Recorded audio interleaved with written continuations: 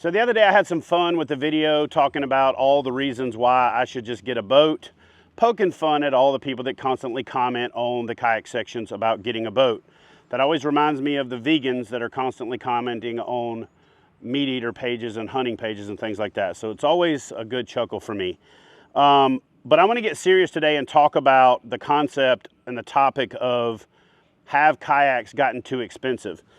There's several videos out there right now from folks like Bearded Paddler and other people speculating about where the industry's at. So I'm going to do two things in this video. First, I'm going to talk about the too expensive part, and I'll get that out of the way right out of the gate so you get what you came for, what you clicked on, and all that good stuff. But after that, I'm going to talk about the status of the industry and why kayak fishing hasn't peaked. In fact, it's in the best shape it's ever been, and is set up to grow even more in the next 4 to 5 years. So first and foremost, I want to address that, are fishing kayaks too expensive? And when you look at boats like this, the XTR from BONAFIDE, and when you look at boats like the PWR 129 and Hobie Pro Anglers and Autopilots from Old Town and Native Titan X's, you can start to think that the industry has creeped towards pricing out the average person, pricing out the blue collar worker, pricing out those price sensitive folks. But there's nothing that could be further from the truth, and I'm going to talk about that in today's video by saying this boat right here over my shoulder, the BONAFIDE RS-117, is still, in my opinion, the greatest value on the market from what you get for what you pay for. I did a great walkthrough video on this talking about it being the best value kayak ever. I'll link that up in the description box below. No need to go through that entire video, so just go watch that video if you want to learn more about the RS-117. I want to talk about the concept, and then I'll get back to that. The concept of, have fishing kayaks gotten too expensive? What people don't truly understand or even think about intuitively is that as there becomes more and more, higher priced, more advanced offerings, there is a trickle down effect from the parts and the pieces. So for example, on this RS-117, the technology of the frame seats and the materials that are paid for in the other bigger projects allow you to have a premium seat that trickles down to a price point boat like this RS-117. I've been kayak fishing for a little over 30 years in November, and I didn't have a seat that nice for the first 20 years that I kayak fished.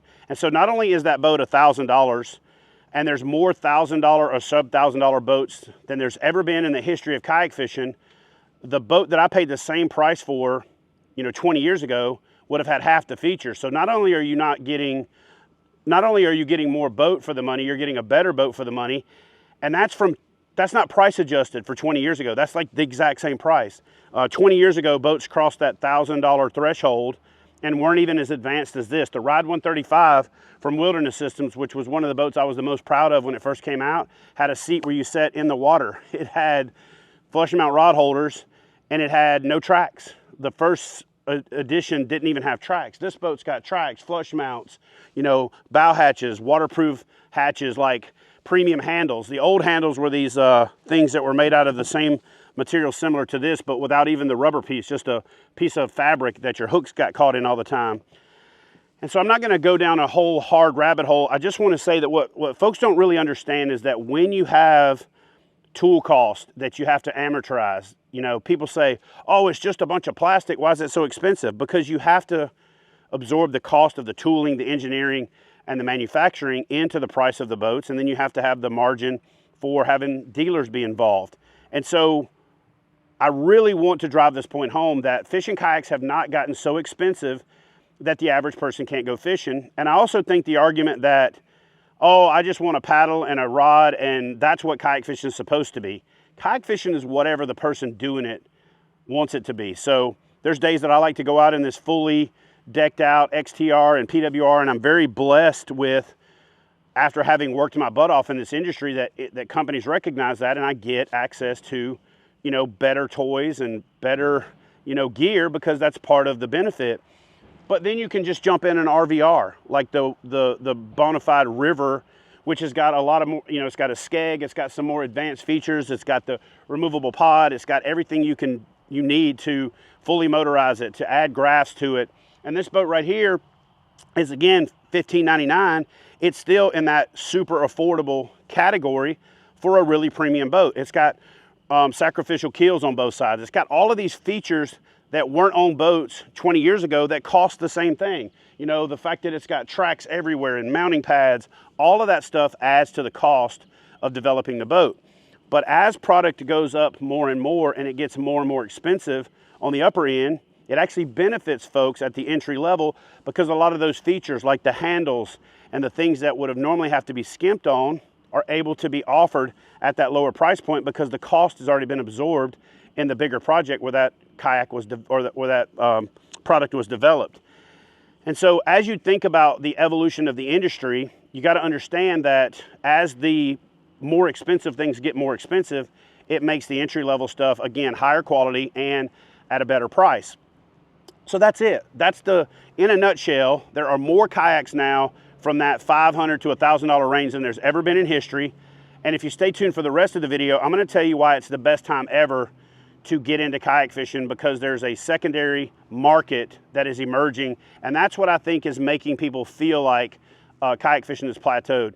Before I go any further in today's video, I got to thank the sponsor for this video, Dakota Lithium. Listen, guys, it's not just a saying. It's not just a slogan. It's not just a trademark. It's not just all of that. But Dakota Lithium truly does power my passion, from my truck to my kayaks to camping to the camper. If I have a power outage, literally, Dakota Lithium powers my passion. They got the best warranty in the game. They got the most diverse product selection in the game. So from, you know, a 7 to 10 amp hour battery all the way up to the biggest batteries in 24, 36, 48, and they'll probably have a 358 volt one at some point. So if you want to power your passion, do what I do and trust the best name in the game, Dakota Lithium. All right, so now let's talk about the industry. The kayak fishing has plateaued. Kayak fishing is in decline. Kayak fishing is no longer growing. So there's three major problems, or three major things that have affected the kayak market that aren't readily apparent to a lot of folks. One is there is a massive influx of the price point, you know, Alibaba boats, as well as the Costco, Walmart, Bass Pro Shop, you know, Field and Stream, and all of those kind of entry-level stores. I've even been traveling and seen them at like Rural King and some of those places where there's just arbitrarily kayaks stuck there, and 95% of them are being bought for fishing, because most people that are going to buy them for recreation just buy the cheapest one that they can find. So there's no way that the market is in decline when there's a record number of retailers, retail chains, retail operations that are offering and selling fishing kayaks. I have it on super good authority that a big portion of the numbers that people aren't seeing is being absorbed by a company called Tracker Plastics. Tracker Plastics is owned by Bass Pro Shop, Cabela's, by the Johnny Morris, you know, enterprise, and they put out a bunch of boats, and I know the numbers, and those numbers account for a significant portion of what the industry thinks is loss of sales.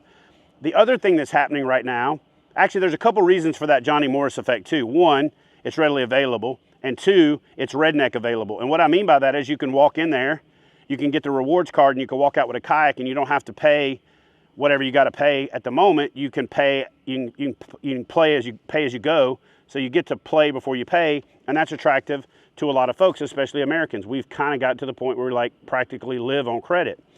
So that's another variable. The other variable is that we had this massive spike in 2020, and during that time frame, there was a spike everywhere. Premium manufacturers flooded the markets with boats. Alibaba manufacturers flooded the markets with boats, and then so did those entry-level price point companies like Lifetime. They flooded the market with kayaks. And so here's what's happening on the side that makes people feel like the kayak fishing industry is in decline. The folks that got into kayak fishing that love it now have a readily available source of premium kayaks that are for sale on the secondary market. If you go to Facebook Marketplace, it only takes you a minute to realize that there's hundreds of Hobie Pro Anglers, Titan X's, AP 136s and 120s from Old Town, New Canoe Unlimiteds. There is a plethora of every major kayak out there. And a lot of people understand that, but I think the part that a lot of people in the industry are missing, and the part that took me a while to figure out, is that secondary sales market is also creating a tertiary sales market, or a third market. Because what happens is that person that bought that Alibaba boat or that really cheap boat but actually fell in love with kayak fishing and it wasn't just a temporary thing during COVID, they've got a readily available source of premium boats that they can buy at a significantly discounted price. And then when they buy it, now they've got a boat that was cheap in the first place that they're dumping on the internet for half of that price. And so there's all of those sales of Alibaba boats are being gobbled up by the people that are reselling theirs because they're upgrading to the premium boats. So there's going to be a lot of dealers that go out of business. There's going to be brands that go out of business. And I think it's more of a forecasting issue than it is a non-supply and demand situation. There's too much supply and not enough demand, but not because there's not demand like there was, but because we flooded the market. And so it's going to take 2, 3, maybe 4 years to level back out. But my challenge to the industry is, and this is going out to everybody from Big Adventures who I work with Bonafide and Native, to everybody out there, I think we have left the door wide open as an industry of American-made kayaks to forsake that entry-level boat, that price point boat, and we've left the door wide open for the Alibaba brands to come in and gobble up much of that market share. And in doing so, you don't get that brand loyalty as the person bought their first boat from you, then they buy their second boat from you, and then they buy their third boat from you. And it's really also crippled dealers because the dealers didn't pivot, they didn't diversify, they weren't ready. And so there's going to be a real bad reckoning. There's going to be a ripple effect when you throw a rock into a pond, but eventually it'll level out. The strong dealers will survive, the strong brands will survive, and the market will somewhat right itself. But because the life cycle of your average cheap kayak's about 3 years, that's probably how long it's going to take. So I don't think kayak fishing is dead. I don't think kayak fishing is dying, but I'm also no longer concerned about growing the sport. I want to promote the best possible opportunities for the folks that are already in it. And then that way we build a better community. And that's why we've made some significant changes at Kayak Bass Fishing.